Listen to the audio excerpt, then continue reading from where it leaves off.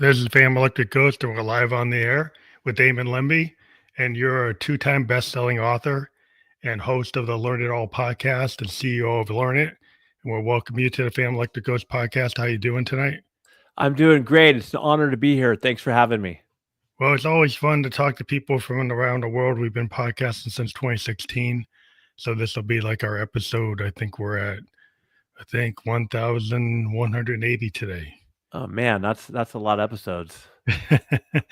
So it's fun to talk to people who have different points of view, and you got an interesting premise that we're going to talk about is why great leaders are learn it alls versus know it alls, which I think is a cool thing because my side gig, I am a software business analyst. I've been in the industry, financial tech, insurance for 25, 30 years. And I have some opinions about your point of view there, but I want to hear what your story is. So before we get to the heart of your story, every time I talk to somebody, I ask them, what motivates you and why do you do what you do? Great. So I would say what motivates me, and I'm referring mostly to work right now, what I do at Learnit, a live learning platform, is my team. I love my team. I love helping them succeed and do well in their jobs. Number two is our customers. I love being able to help people develop into leaders and confidence and be successful in their careers. And then most of all is my family. What motivates me is I got a great wife and two little kids, a 7-year-old and a 3-year-old, even though I'm kind of an older dad. And so I'm motivated. I want to give them a great life, just like I was really fortunate to grow up in a home where my parents did a lot for us. So those are what motivates me to do what I do. Well, I think it's a good premise to be in, like somebody that's trying to pay it forward and also, teach people and learn from the things that, lessons learned, in software industry. That's what we do. We live in a world where everything's incremental. I started in a world that was all kind of waterfall. You had to try to know everything. But now we live in a world where, hey, version 1.1, 1.2, 1.4, 1.5, whatever. It's like we don't know what we knew. Now today we know it, and we don't know what we know tomorrow. And so there's a willingness to understand like the limits of, I can't know everything, but I should try to be open to it, right? Instead of being somebody that thinks that they have it all handled, which I don't think anybody has it all handled. I mean, like you have to have a strategy to handle it. Right. Yeah, no, I agree. And, there's learn it alls and there's know it alls, the way I look at it. And, not everybody is 100% learn it all or 100% know it all, but know it alls typically, like you said, they come to the game and they feel like they have all the answers. I've got it figured out. This is how I've always done things. They're not open to being flexible and learning and hearing diverse opinions. Where on the flip side of that, kind of like what you're talking about in the software world is, you have to be open and flexible and adaptable, really, because things are always moving and changing. And quite frankly, I agree with you. Nobody has it all figured out, and anybody who says they do, I think is fooling themselves, but not really fooling other people, right? Because I think everybody realizes that, hey, we can't have all the answers to everything. Yeah, it's like, I try to merge like my left brain, right brain, because I'm a creative, right? So I'm in my music studio. I do music, I do creative work, and I find this really interesting dichotomy. The industries want creative people. Creative people tend to be kind of neurodivergent, different. We don't always fit in the box. So, I've been in an organization that said they wanted a person like that, but it really didn't. Right. Because they wanted you to fit in the box. And when you didn't fit in the box, they kind of punished you for it. And they didn't really want to hear it, even though they said they wanted to hear it. So how do you, when you start to realize is like, hey, I need to find my own tribe that I resonate with. Yeah, I think you kind of learn it over time, really. I mean, let's look at it from a leader's perspective, because I think it's important. Let's say you're running a small business or you're running a team. I mean, your people are most important. So you want to be able to go out and you want to hire great talent.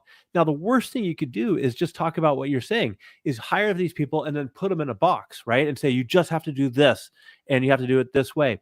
Well, why would you bring on such talented people if you're going to do that, right? If you're going to micromanage them and limit their creativity, I think great leaders understand that they want to give people autonomy and give them, give them some room to learn and grow. And if they fail, hey, you know what? Let's say I have your back. Let's figure out what we could do different next time, and let's use this as a learning opportunity and keep getting better. Yeah, because I'm a big I don't know, purveyor of the happy accident. It's like when Mhm. you're like an inventor, sometimes like you can have a plan, and not that you don't go through life without a plan, but you're open to kind of like the universe throw things at you. Like as a musician, a lot of times what happens, like you're in the moment, you're like a fusion jazz guy, like a Miles Davis, Herbie Hancock, That's awesome. and something comes to you and you take your 10,000 hours of playing the bass or trumpet or whatever, and you learn how to handle that moment. And so when somebody like Herbie Hancock plays a chord that you didn't expect, you don't stop the song, you evolve the song. It's a different type of mindset than maybe a classical musician that's like reading the Bach and the Chopin that expected to be exactly what it was written on the page, right? Not that that's not a good process to follow, but then you don't get into new territory if you're always in the same place. Well, let me ask you this. Is that something you learned over time, being able to kind of go with the flow as a musician when a note change? I mean, Yeah, I would say I'm a huge improvisational. music, I'm a huge music fan. But I don't play any instruments. I just really appreciate live shows and live music. But yeah, is that improv that you're able to do there? Is that just something you were able to learn over time? Well, what I found is, being a musician, I can read, I can sight read. But what I found is like a lot of times, like you could write something out you could be a writer and you could write the song out. But when you put anybody into the writing session, what happens is a lot of times the stuff that you wrote down that you want other person to play actually isn't the right thing for the moment. It involves like trust. Like Hmm. there's a certain level of trust, and some people don't trust people, right? So when you're in a group where everybody has like ability to actually contribute rather than top down, I'm gonna say, like I know there was a situation with the Eagles where they kind of said, "This is the way it's gonna be. If you don't play Hotel California note for note, you're gonna get a fine." Right? Well, why would you want Joe Walsh to play it note for note? Why Right. would you want him to do that? Seems kind of crazy. But it's like, okay, if you want him to do that, then he'll do it. But that's not probably why you should have hired him. Well, I'm a big Eagles fan, but I bet Don Henley and Glenn Fry were probably not the easiest guys in the world to work with, anyways, right? Yeah. Yeah. It's just, I mean, sometimes you have a vision, you want to execute it. You want somebody, you have somebody there and it's work for hire versus an actual contributor. Right. Right. So it's work for hire. You don't own it. And You that's don't and own it it. kind of goes, What do you believe? yeah, and I think that translates into the business world as well. Like, you have a vision, you have some goals of what you want to do, but are you going to be the type of leader where you have to do it this way, you have to play the note, you have to run your sales meetings the same way all the time, or are you going to give people the autonomy to show up as themselves? Yeah. I mean, show up as themselves and be their authentic selves to service your customers or the rest of your team. And I quite frankly think that if you can create an environment, a psychologically safe environment where people show up as themselves, to a degree. I mean, there's certain things that obviously, Yeah. You can't do. people can't do, but if you can feel comfortable enough to be yourself and not scripted, I think you're going to be much better off. Well, it's a matter of, there's fear, there's safety, and Mhm. there's like, uh, Trust. trust, right? So the problem is a lot of time people will play it safe because they're scared that if their actual true like voice is out there, that what they're gonna get hurt, right? Because they're gonna get like their idea is gonna get pushed down, so they don't want to risk the unsafe treading water of like I put my soul out there and then you just tore it up. So it's hard to get to a place of that safety unless you're in an environment where, yeah, you can throw it out. Like you think about, Frank Zappa and a mother's invention. They was like, oh yeah, you guys can just throw this out, right? Yep. You can do that, like because I'm giving you the environment where you can do it, right? Or Sun Ra, giving you the environment where guys can ramp up and step up. You get to these like places like Apple, Steve Jobs. He wanted people who thought outside the box. It's like in the IT industry, like it's like his speeches are like epic about, "Hey, I don't want a bunch of bureaucrats doing stuff. I want people coming like bottom up. I want 'em not afraid to put the ideas out and throw them out and throw them on the dartboard." Yeah, no, absolutely. I mean, I also think Steve Jobs was pretty demanding.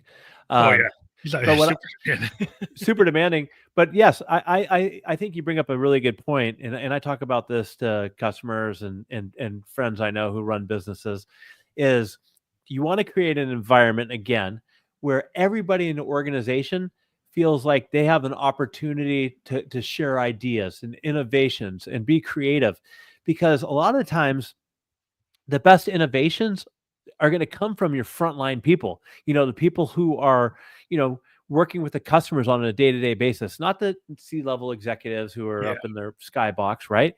And if you allow people to come to you and say, "Hey, here's some ideas," and you're not like, "Oh, this is a stupid idea. Forget it. That's dumb."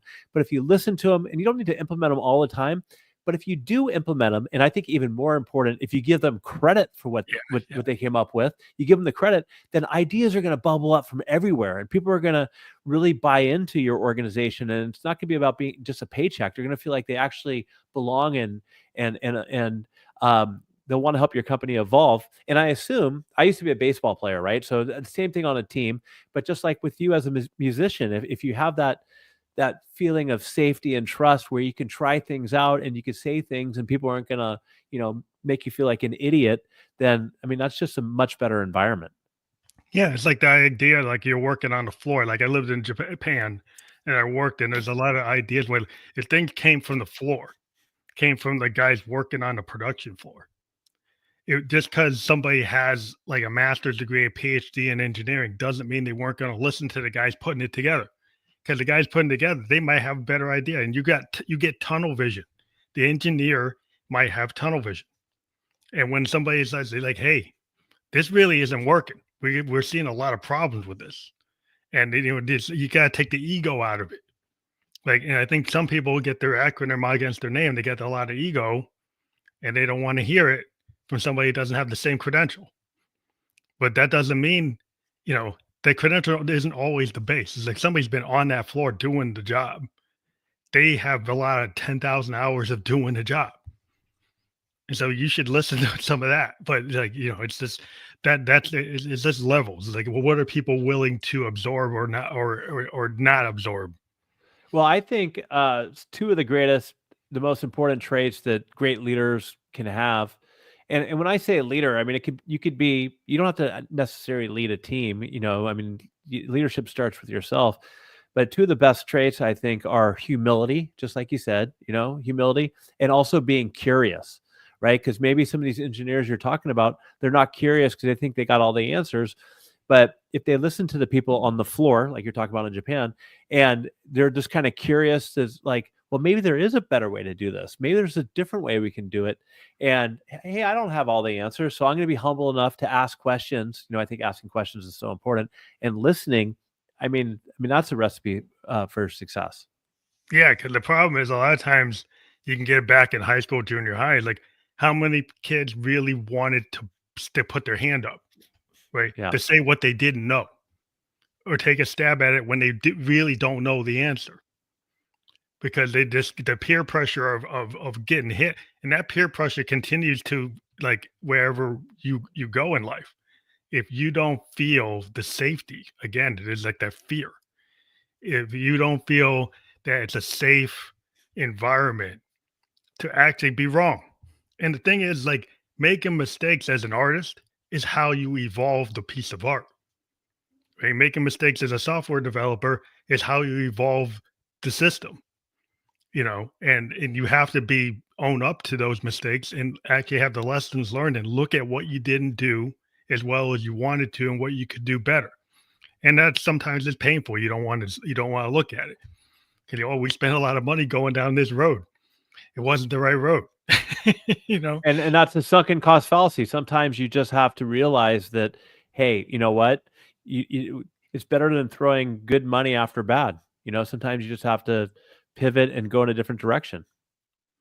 Yeah, I think it's super interesting because you talked about being on a team, a baseball team, sports. I think the analogy, like in music, it's kind of a team sport in ways because, like, if you're in a band, everybody has a role. If you're in an organization, like everybody's on that team, it's a team. And it's like, is it just the star player? Is they the one getting all the shots, or is it They everybody don't that win. gets them into the position? Is it the whole team, or are you only going to say this one hot shot is the whole team? And that's what you look at it, the sports teams that do really well, it's not just about one player, right? It's about they have this synergy, this collaboration, and it's everybody. Not only in basketball the starting five, but it's the other guys on the bench who are pushing these other guys to do better in practice. People know what their roles are, and they feel like. I mean, that's what one of the things I loved about Bill Walsh's book, The Great coach for the 49ers. It's like the score will take care of itself. And the whole premise of the book really is that it's not just a star quarterback in Joe Montana. It's everybody. It's from the people working in the locker room to the announcers to the role players on special teams. Everybody Yeah, has their role. And if everybody's working together and going towards the same goal and vision, that's when you can be really successful. yeah. I was talking to filmmakers, and the director always gets lauded, but it's the cameraman, the cinematographer, it's the lighting people, it's the guys who do the storyboards. It's like everybody Yeah. is how that works, and it's a team sport. I was talking to this director, an indie director, and he says, really, when you get that groove, and he felt like, and he was a musician too, and he said, sometimes when we're doing a scene, the whole team's got this groove, and it's a lot like when I'm in my band. It's the same groove, and I would think if you're playing sports and you've got that groove to that play, you keep on making these good plays and you win, right? Yeah. And that's what I like about actors like Keanu Reeves, where you hear these stories about guys like him after The Matrix, where he would take a certain percentage of his salary and he'd give them to the lighting guys, the storyboard the people, everybody behind the scenes. And he'd walk around and thank them. And he'd say, hey, you know what? I know I'm the one that's getting, everybody knows and getting credit, but I couldn't do this without you. And he really believes that too, right? Yeah, yeah, it's cool. He's a It's the cool guy. whole, that's what's so cool to see individuals do that, because you can't reach that level of success just by being on your own. And it's great. I think that's another great thing about great teams and organizations and probably bands too, is being able to show appreciation and being grateful for the other people that you have that can help you get to where you want to go. Yeah, from the roadies to the sound guy to like Yep. everybody that's involved. You're the guys who are doing the design work for the stage and the lighting guys and the guys riggers. To get that show off, it's all those guys. It's all those people are all working together to get you on there on time and to have you show up right.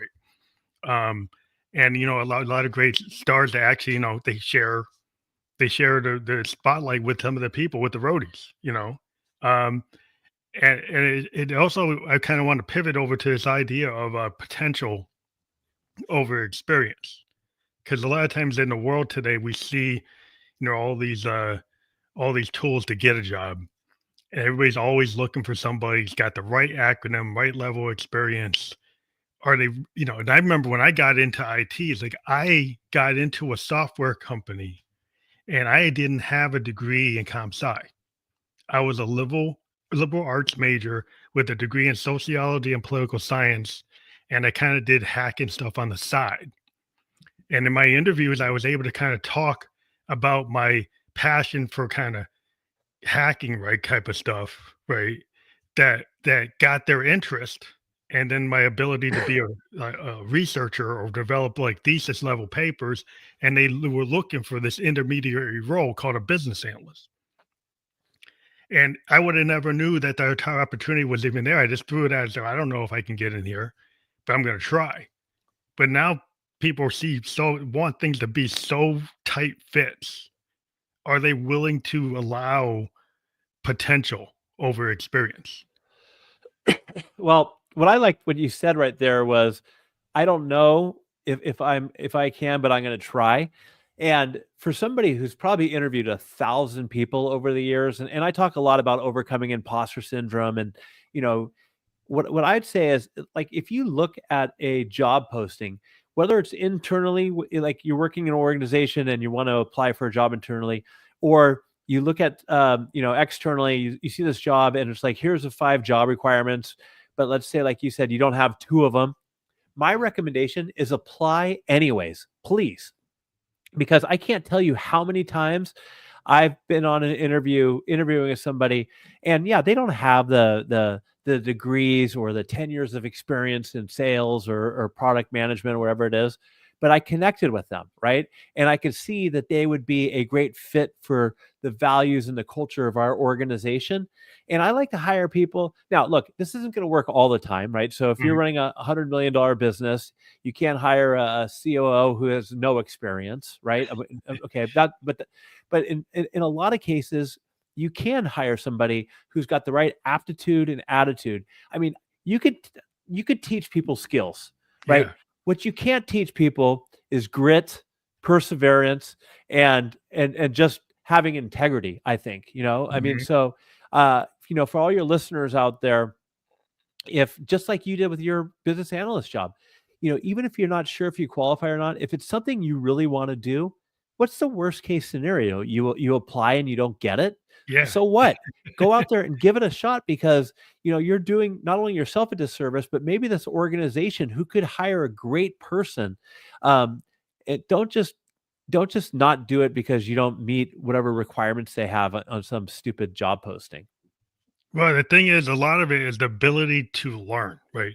So if you 100%. show you the ability to learn, you show adaptability, right? You show that you're willing to do the hard work, that you give an example, like you in your kind of elevator speech, like you can give examples and show consequences of your actions, consequences of the things that you put time into, and a view, a point of view and the execution on that point of view and that story and that passion. Like if you show that you have a passion for doing things and trying things and being innovative, um, then the organization is going to want that.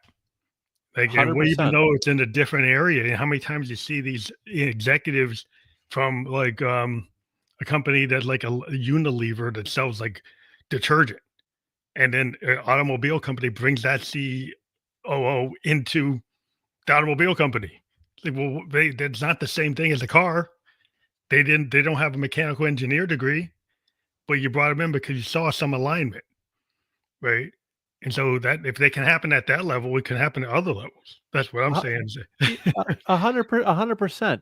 I mean, at the end of the day, I like to believe most organizations, it's about the people you have within your organization, right? I mean, the products are one thing, but it's the level of talent you have in your organization. So bring in great talent, nurture them, give them the opportunity to learn and grow, make mistakes, be innovative, be creators, and give them a roadmap to be successful. Yeah, that's interesting. But then we get into this idea like team versus like family. And you can get maybe it's a lot of small businesses, maybe it's like family or people have a mindset that they have this idea of family. And I was a sociology major, so you get the concept of the family. You're trying to get this alignment with your worldview or your company mottos or your direction. But should people really be thinking about team rather than family? So as a business leader, as a small business owner, or running a team or enterprise organization, I think it is your responsibility to put an elite team on the field at all times. I think you owe that to your customers, you owe that to the employees of your organization. And I've run my business for 30 years, and I'll admit that I made a mistake, early on. It was, I was very loyal to certain people, and those people sometimes hit their ceiling.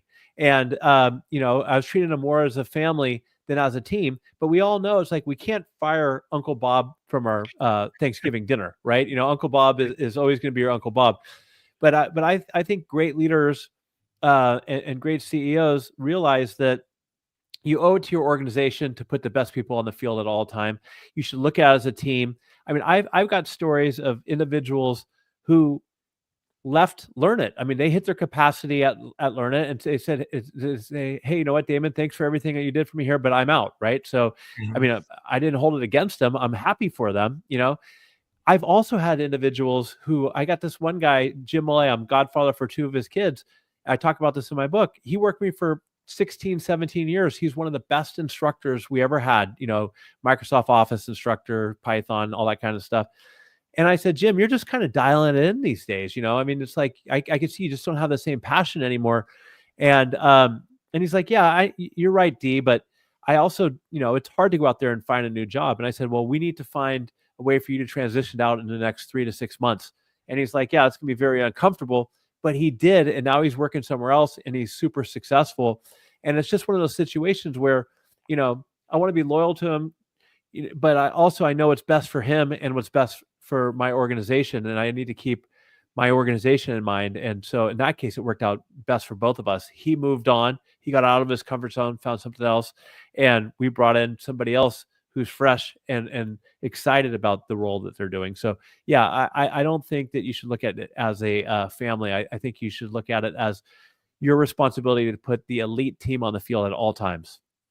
I think that's important to kind of look at your what are you value are you adding to your customers, and loyalty is a certain value to a certain extent, but like if it interferes with the value proposition, with like your ability, your return on investment, your profitability, your efficiency, to be able to move into markets, like if you get stagnant, like people like you, they say phoning it in.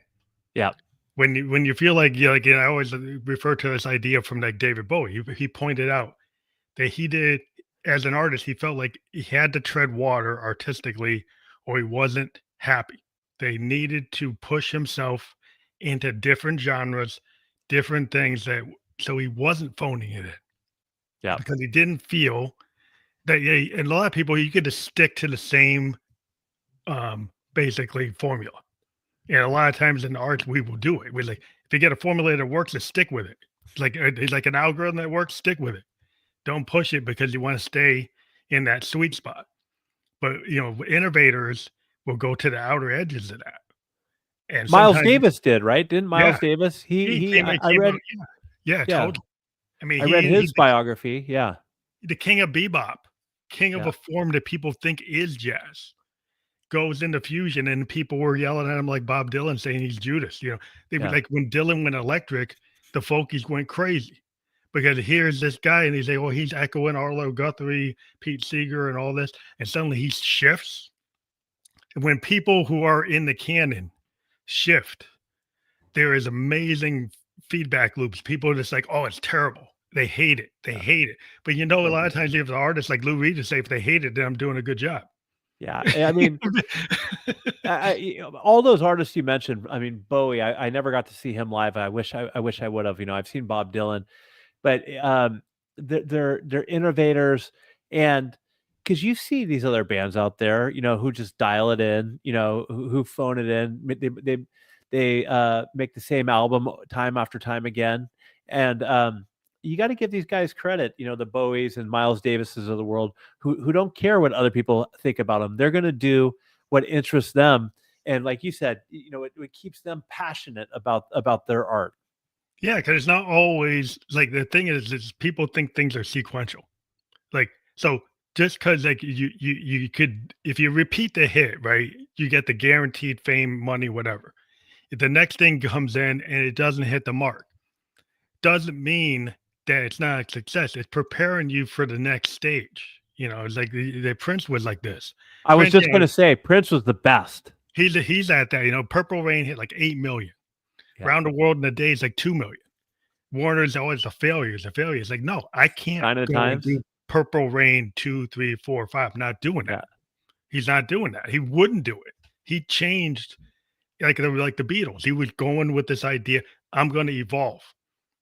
And if we either come with me or you don't, right? But I need to evolve because that's how I need to be. He's 17 when he got into it. It's like, why am I going to just stay there doing like a 17-year-old? I could just do that. He didn't want to do that. I mean, a lot of people don't want to do that. They need to get out of their comfort zone. yeah. I think I like to tell a lot of people that the best thing you could do is get comfortable with being uncomfortable, Mm, and being comfortable with failure. Because you mentioned it earlier, and it's really the truth. If you want to grow as an individual or you want to grow as an organization, then you're going to have to make some mistakes. You're going to have some failures, and they're all important learning opportunities. Um, because, like you said, with Prince, maybe Around the World in a Day wasn't the best album in the world. I actually, Raspberry Beret is one of my favorite songs of all time. But look what it probably led to, whether it was Sign of the Times or other albums he made. yeah. You know, and but you're not really going to know until you try things. So you just have to get out of your comfort zone and see what happens. Problem is people like to stay in narrow lanes. A lot of times innovators will cross pollinate. So you think like, guys would like they'll mix a little jazz with rock, or they'll mix classical with popular music. Like so like you get a progressive rock band, like a Yes. A lot of what they were doing coming from classical capabilities, right? A lot of progressive rock bands like Genesis and Yes, and Pink Floyd were bringing in a lot of movements, timing changes, structures like suites, rock opera type stuff that's not pop music. It's not pop music at all. It's something else. But you bring it in when you try different things, then you get unique results and you evolve. Like in tech today, we're evolving from where we were to the AI and the blockchain technologies, Yeah, which I think, freaking I out a lot of people. yeah, yeah. Well, I think tech and AI, and happy to talk about that. I'm a huge fan of AI, but I'm just kind of curious. Do you think going back to music for a second? Do you think music's evolving, or Oh, yeah. Well, like music has hit a problem where well, it's not a problem. It's a problem to some people because I had a guy on that was talking about the democratization of music, the ability of somebody who's not going to like a music seminary to actually be able to put together a record. You can, if you have a digital audio workstation, you have a laptop, you have plugins, you can do something that you would have had to go to Atlantic Studios, you would have had to go to Electric Lady. There was a gatekeeper. You couldn't get in there. Now you have people in their bedroom with tools can actually put something together that you couldn't have done 20 years ago. So then that means you don't have to be Jimi Hendrix. You don't have to be Joni Mitchell. Don't have to be Bob Dylan. That would be good if you could write lyrics. but like in terms of your music production, you have ability to get things out there. And so there's like I still think there's a place for the musician that's a dedicated, like a fusion jazz musician. I think people still want to see somebody who's dedicated to the craft. But there's this other place for other people, and it's bringing different visions. So it's a different world. yeah, I guess maybe I'm just old school, but I look at it and I'm like, okay, well, who are my kids? Pearl Jam or the Killers or Yeah. Nirvana or Guns N' Roses? I mean, all of these different Prince. Are they gonna have those type of musicians to look forward to in 20 years? But I see what you're saying about the different tools and people be able to get creative and putting stuff out there. It's just different, Yeah, I still am a big fan of the Hendrixian or the Miles Davis or a Sun Ra. Yeah, I still believe. And the problem with our industry today is there are bands out there I find like that are doing really good work, except the algorithms aren't pushing them to the top. right? I find bands all over the world. I interview emerging artists all the time that actually are doing stuff at the level of 1960s, 70s work, right? But no, they're not getting the press because that's not what's hot. There's like our social media and the TikToks are driving what's hot. And the kids are growing up where their attention span wasn't to listen to a vinyl, Right. right? To listen to Pink Floyd all the way in the basement like me, right? Yeah. I'm going to go and listen to the thing both sides. They Me don't have too. the attention span to do that, to go and listen to a Miles Davis record when you're 21. I was like, why would I do that? Like, Yeah. that's not, they don't do that. So it's like if they're not doing that, then they don't appreciate that craft. I think eventually people start to get bored. And there are some numbers saying people are going back and listening really heavily to stuff from the 60s, 70s, 80s. Yeah, I So hope so. that tells me that actually even younger people demographics are going back. So that tells you that eventually somebody's gonna figure out that maybe you want, like, a professional musician. Yeah, I mean, I just think it's I got a bunch of 20 somethings that work for me, and we were on a business trip in Atlanta, and Elton John was playing down the street, and I asked him, I said, "Hey, anybody want to go with me to see Elton John?" And half the crew didn't know who Elton John was. Yeah, I'm like, that's a "What hard world do we thing. live in?" That's a hard thing to deal with. The guy I mean, I'm a child of the '70s, so I understand where you're coming from. Yeah. Um, yeah, I think it's like people have such a divided attention span, and that's probably part of like learning today is like, can you actually focus? Can you get the focus in to do the dedicated work that has to get done when there's too much noise? Do you run into that as trying to get people to like level up? Is can you dedicate yourself to actually learning, you know, and not just jumping from thing to thing, but actually learning something to have a complete thought, right? To actually have a valued opinion, to be able to consult and put it together because you actually took the time to actually explore it. Yeah, I think you can. You just have to have the discipline to do so, you know? I mean, a lot of times people will say, "Oh, I don't have time to read a book," right? I don't have, I just don't have time to read a book. I'll say, "Okay." And a couple of minutes later, I'll ask them, "Have you seen any good shows on Netflix?" And they'll reel off like 4 or 5 shows, you know? And then I'm thinking to myself, "Okay, well, instead of binging Netflix, just put aside 25 minutes, have the discipline, like read 25 minutes a day. That's it. That's Yeah, all you have to do, right?" I mean, I think if it's something you want, whether it's to eat healthy, exercise, or to learn and evolve, then you can find and will find the time to make it happen. Now, I do my book's called The Learn It All Leader, and my company's called Learn It.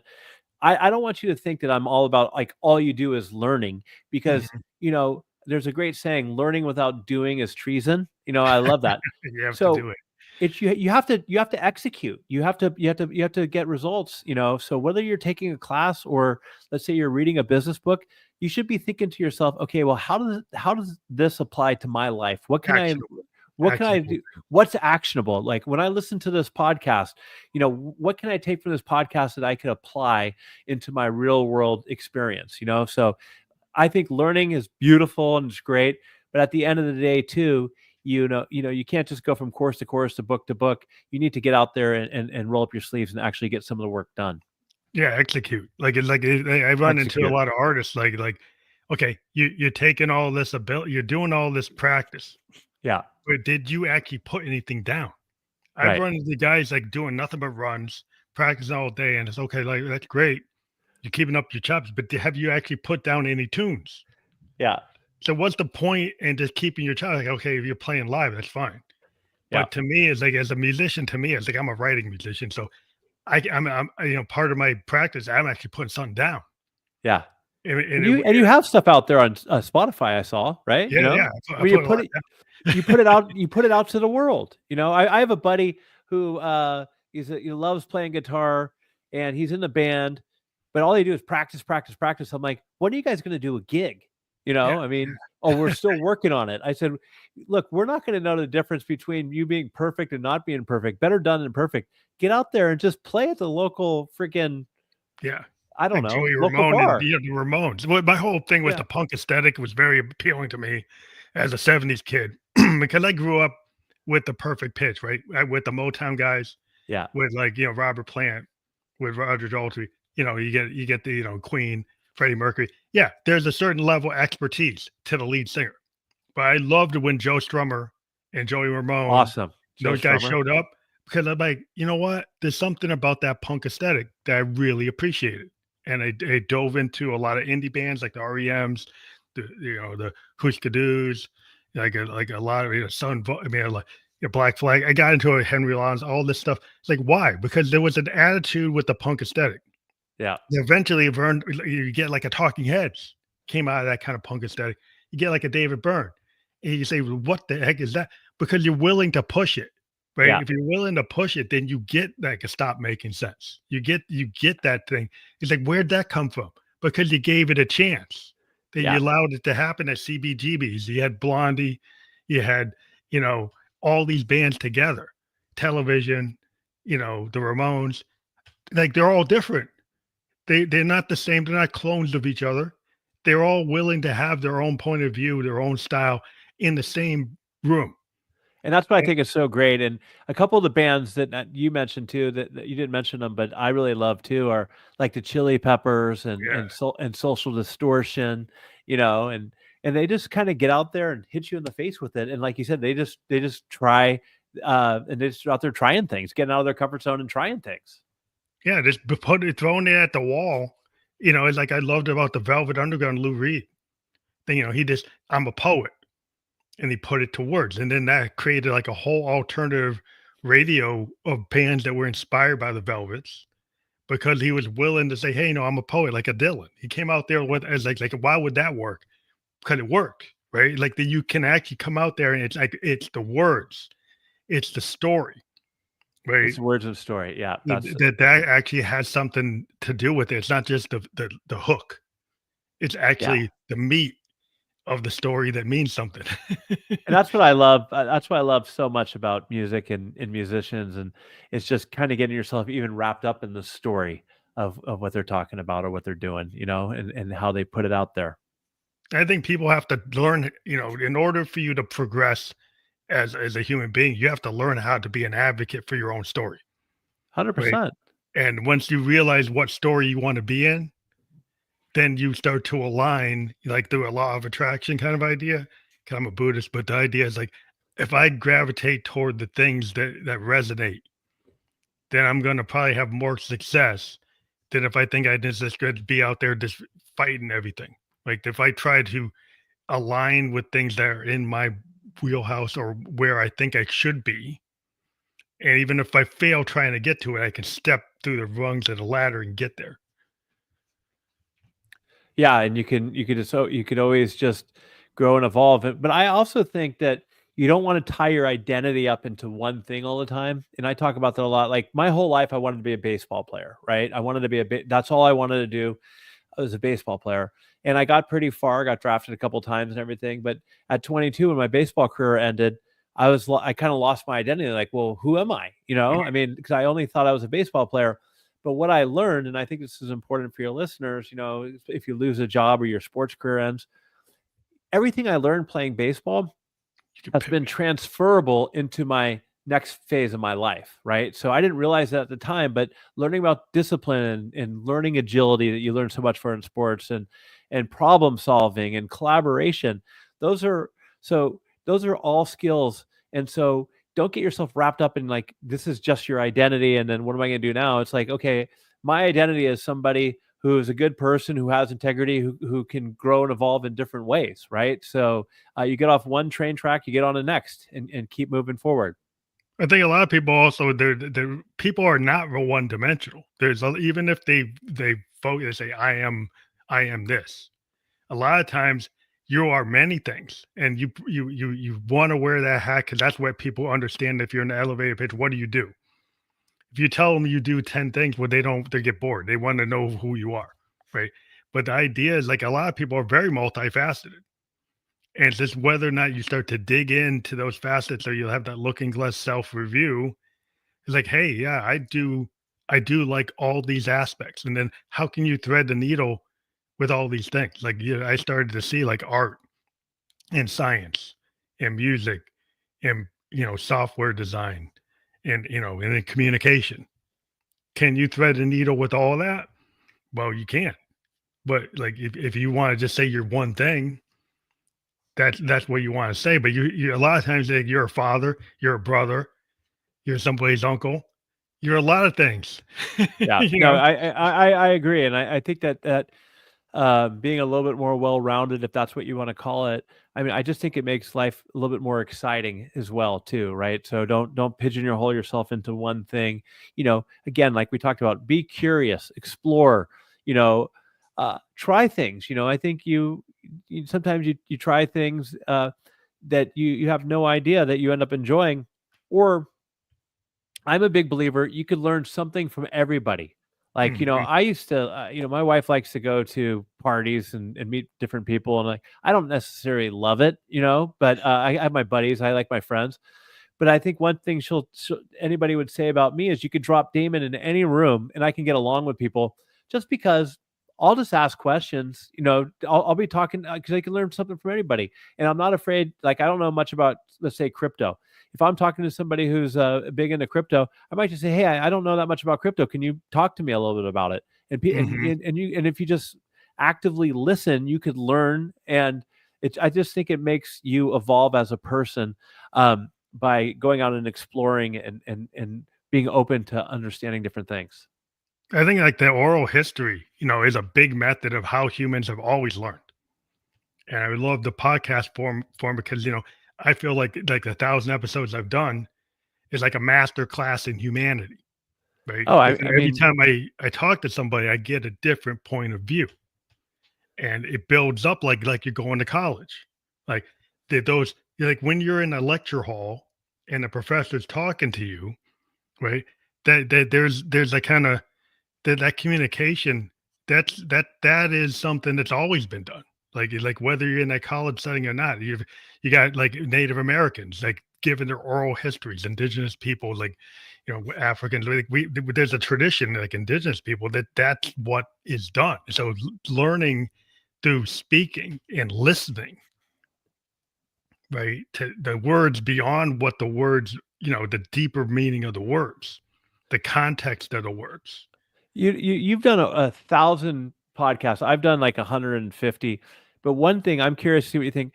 One thing that I've seen is it's made me become a better communicator. I just feel like I'm a better conversationalist from conducting 150 interviews. Do you kind of feel the same I way? think it's like the 10,000 hours. Like, if you think about it, like, I got better at my piano, and once I hit, like, 10,000, I go way over it, but, like, you do something, and, like, if people like, you talk to life coaches, like, you remap your brain. If you remap your thing, it's actually repetition, like, the same way an athlete has to practice that three-point shot, you actually gotta practice, like, mindset. Yeah. If you don't do it, you lose it. If you don't if you actually listen all the time and have a back and forth communication with people, I found in my business, I've done way better in my day job from my side gig because I actually go into meetings, I actually hear my coworkers, I actually hear what they really mean instead of projecting what I want them to say. Right, and you've done that because from learning how to do it from the podcast, I assume. Yeah, and before that, I was an Uber driver, and I picked up conversation by for 5 years being an Uber driver before I had the guts to do the podcast. So being a cab driver, you kinda be a, like, armchair psychologist. Yeah, You're listening to the person taking them to the airport, and they're talking to you about their life, yeah, and then you're like, "Wow," and then you learn how to actually communicate with them. Th and then yeah, once I did that for 5 years, I said, "Oh, I guess, like, I could do a podcast because 'cause I'm talking to these people in the car. I can move that into a different zone." and now you've done 1,000 of them. You should be super proud of yourself. Yeah, I just fell into it because I find people say, "Well, doesn't it take away from other things you're doing?" I said, "No, it adds to it. It adds to my if you're a writer, what do you have to do as a writer? You observe things around you. The more people you talk to, the more observations you get. Yeah, So as a writer, I write all the time. I still write tons of music. I got like 2 records in the can on top of doing the podcast, top of doing my job. I find it gives me motivation to not that I'm lazy, but I find I like to be involved in doing things rather than not doing things. yeah, that's awesome. I mean, first of all, it's an amazing consistency to get to 1,000. Because for those of you out there who are just listening, it's not easy. It's not easy to do podcasts, and you do have to put yourself out there, right? I mean, especially if you put them on video and audio, so um, yeah, I you know, kudos to you for doing that. And I like to do it live because I think it's like a jazz fusion feel. Yeah, I actually feel better about being kind of thrown on stage and know I can't cut it. It's like it's in a real time. I know some people don't like that. I've had people like don't want to be on the show because they want to be able to edit every little Yeah. thing. And I I'm mean, like, I grew up playing baseball. I played for in front of 25,000 people. You can't edit that. You know what I mean? So yeah, yeah, you you just got it. have to, You in a real time. you have to kind of be on your toes, or you have to, I mean, even going back to what we talked about the notes earlier on, you got to be able to just kind of move and evolve with it. Right. I mean, it's Yeah. just you got to kind of be able to go with it. That's what Well, makes it fun and exciting about life. because you practice those plays, but you got to be able to deal with the thing that happens. So you Yeah. don't want to be sitting there like I can't figure out what to do because I didn't practice that. I Cause didn't know I that that mean, was going to happen. yeah, I mean, one of my favorite lines of all time is Mike Tyson said, everybody's got a plan until you get punched in the face, right? So you just because you practice a play 1,000 times, right? This is going to happen. This can happen, or you work on a presentation for a big sales deal, but then somebody throws you a curveball, so you got to know how to adjust, and that goes back to the learning and adaptability and curiosity we talked about. Yeah, kind of like the in the moment flow state. Like you could have your plan, but if the universe throws something at you, can you react? Can't do you have it in your toolbox that even if you don't fully recognize it, you can still make a decision, right? You can still not just react to it, you can actually, use it and mold it and actually, feel like you're not unsafe, feel like you're not like that you are prepared, that as much as you can be, that you can handle it, that you can take that scenario, like you want the general who's been in the battle, that's Right. been working with the guerrillas and kind of knows the things that can get crazy, but he doesn't act like he's out of control. He knows what to do for what's going on. And you're like, wow, how does he do that? Yeah. No, Because I mean, I think partially how he does it. Yeah, one, he has experience or she has experience, but also, you got to be able to keep your emotions in check. You can't get too ahead of yourself. You got to be able to take a step back and really reflect on, okay, I mean, that's the kind of leader you want to follow, right? You want to follow somebody who doesn't necessarily have all the answers, but they're going to find a way to get through it somehow, yeah, that they got the ability to understand that life can throw a curveball and I can react to it and I'm not just going to fall apart.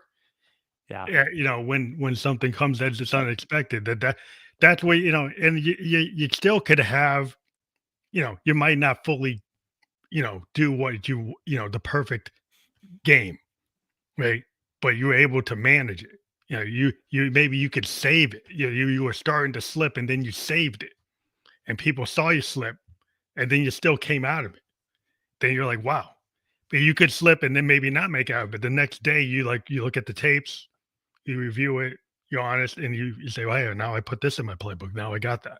And that is so much, and I'm wondering if it's like this for music too, but that is so much in sports. There's that old saying, um, uh, 10 cent, 10 cent head, $1 million body.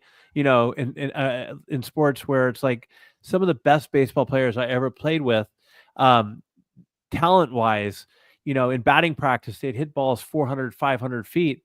But once the game started, if somebody threw them a curveball and their mindset, they were spun out for the rest of the day, But right? no, And they got knocked out.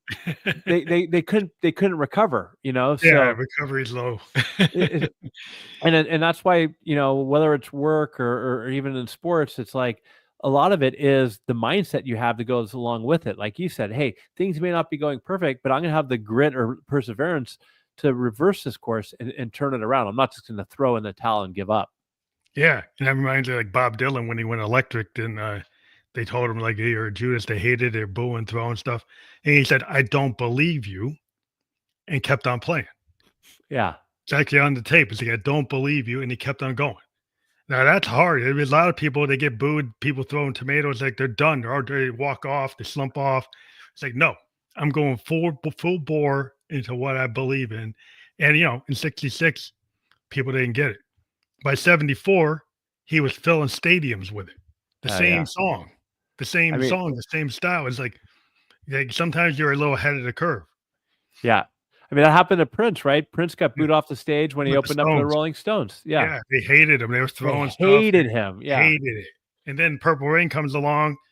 They're cheering. Like he stuck to his guns, kept on going in the direction This like, hey, this isn't the right place, but I'm not going to change the directional focus. I'm going to go with this idea of being Yeah. a little, outrageous kind of glam slam thing. Yeah, like, yeah, Well, I and that's think the what he did. I think the magic in all that is just for Dylan or Prince or Michael Jordan or whoever, it's just having that inner confidence in yourself, um, and just kind of blocking out what other people are saying and just thinking, hey, this is what I want to do. This is what I believe in. It's kind of like the opening question you have, like, what motivates you? It's like, this is what I do. This is what I'm going to believe in, and I'm going to make it happen. Come hell or high water. Yeah, you make it happen for people because you have your podcast, and on your podcast, do you talk to guests, or is it like just yourself, or how do No, you I do? I talk to get I bring in it's called the Learn It All podcast, and I bring in different leaders uh and try to have them share their stories and want to tie learning into it, like, so what about your career journey? What are some areas that you learned uh from mistakes, and being a high performance, bringing in people who are high performers at different, whether it's sports or the business world, and just Mhm. try to understand their stories. And a lot of times it's like, I want our guests to understand that, like, hey, these people can do it, so can you. So hear their stories, and here's them being vulnerable and some things that didn't work out, and things you could learn from. Well, I think that's great because when people are willing to be a little vulnerable, I think that's when people feel it's authentic. That's Totally. why I like this kind of form as a podcast. If you go and do a form where it doesn't feel like an infomercial, Yeah. doesn't feel staged, doesn't Yeah. feel kind of preset. They feels like, hey, I'm actually getting some nuggets. This guy is actually showing, letting their hair down. Like they're showing me like who they really are. They're saying like, hey, it's not always perfect. Then people feel like that's legitimate. That's real. That speaks to you. Then they feel like they can they're like there's a kinship, there's a connection. They can understand it. They can see a parallel, right? Then you're Yep. gonna get more people, wanting to talk to you. Yeah, I don't think anybody. I think infomercials get boring after a while. Somebody who's always trying to push, whether it's their book or their services or something that they're doing. And at the end of the day, I think people connect with people who they think are genuine, authentic, and aren't afraid to be vulnerable. So your website, learnitallleader.com, if people connect to that, and they will be able to click through on that once we're fully published. But yeah, what happens if people click on that? Yeah, well, learn it all leader.com. That's my personal website. It's got my podcast and everything on there. The other website, you should go to is learnit.com. Hmm. And if any of your listeners find a class on there that they want, I'll give it to them for free. Whether you want to take a class on having difficult conversation or emotional intelligence, or even how to use Excel, just reach out to me on LinkedIn, Damon Lembi on LinkedIn, and I will give you a free live class. I mean, the classes are $250, but you should take me up on it. So it's like that, learn.com. That's the one Yeah, name. Yeah. yeah, learnit.com. Yeah. So yeah, I put that out there. That will be out there as well. And yeah, I want to thank you for being a guest on the Family Electric Ghost podcast. It always goes by quicker than we ever imagined. We were just live on Facebook, LinkedIn, and YouTube. We will be published on all the other platforms where you can listen to a podcast or watch it, like YouTube or Spotify, iHeartRadio, Amazon. By tomorrow, we'll provide a landing page for everybody to pick whatever platform they like. And I want to thank you again for being a guest on the show. I had a great time. Thanks for having me. Yeah, Keep up the great. great work. Thank you.